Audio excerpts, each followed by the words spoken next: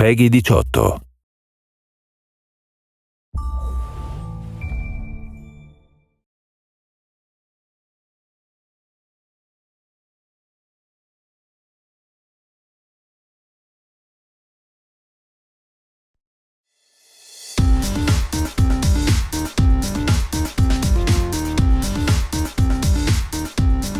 Hello everyone and welcome to Community Corner. I'm Jen, community developer on the game.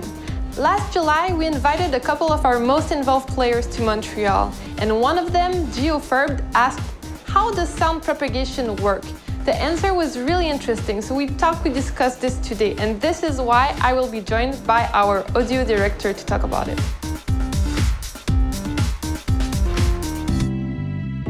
All right, well, hi LP, thanks for joining me today. First off, let's start with the basics. How is spatialization usually done in games? So typically, what you'll find in games is what we call occlusion. Occlusion is you have a sound on one side of a wall and you're listening from the other side.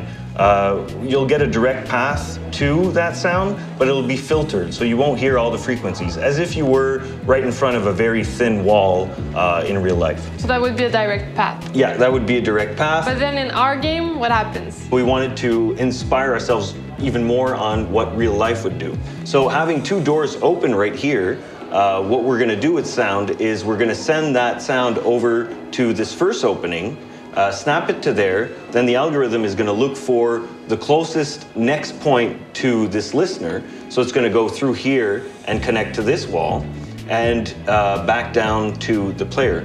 Essentially, if you split that, the sound is going to be virtually positioned here. So this listener is going to hear the sound coming from that door. The closer he gets to the door, the more the path is going to come down to the actual position of the listener. So let's say of the emitter. So let's say the listener comes up to here. Well, he's going to hear the sound coming from the corridor, and it'll come back down until he gets to here, where he gets a direct path and has the real position of the source. So we can basically follow the sound he hears to the source. Exactly.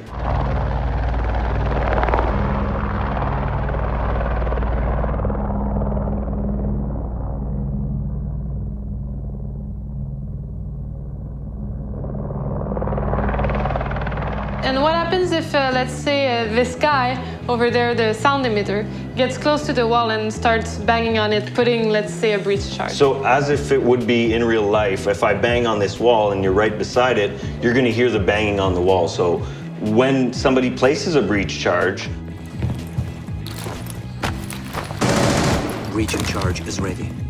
We have a contact sound that plays on the other side of the wall, which is basically a muffled version of that sound, just like occlusion would. Okay, so you need the direct contact sound to make sound come off from the other side. Exactly. So this is what happens when rooms are next to each other, but what happens if they're on top of each other? So something very particular about verticality is that, you know, when you're in a house and you hear somebody walking over you, it's actually the contact sound I was talking to you about. But instead of hitting on a wall, you're hitting on the floor. So in this case, in a certain vicinity from, hearing, you're going to hear these muffled footsteps. As soon as they get out of that type of sphere, you're going to hear the normal propagation. So you're going to hear the direct sound coming from those stairs. So you're going to know that if you follow that path, you're going to get to him. But that added extra information of, oh, he's right over me, well, that can help a lot with, breaching traps and also line of sight floors. So you could decide to shoot him through the floor as well. Yeah. And then what happens once we introduce destruction? As we use destruction as line of sights, you can use destruction as line of sounds if you want. So let's say you want to make sure you hear somebody coming from that direction, take a shotgun, blow a hole in the wall, and that sound is going to come from that hole if it's the shortest way to hear the sound.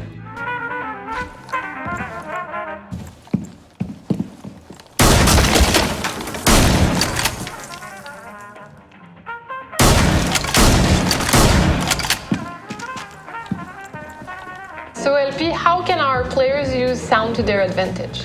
So the first tip I'd give is get yourself a good pair of headphones and listen to the game loud. The game was mixed to be closer to reality, and you get a lot more dynamics, and you can understand better perception of sound if you're listening to it louder. The other thing is that there's a lot of sounds that were put in there as feedback. It's supernatural, it feels realistic, and they give really good feedback on where the enemy's gonna breach. So yeah, that's what I'd say to get the best experience. All right, well, thank you so much, LP, for taking the time. And thank you for joining us. We hope you enjoyed this conversation. If you want to join the discussion or ask a question, head over to our forums or to our subreddit. See you next time on Community Corner.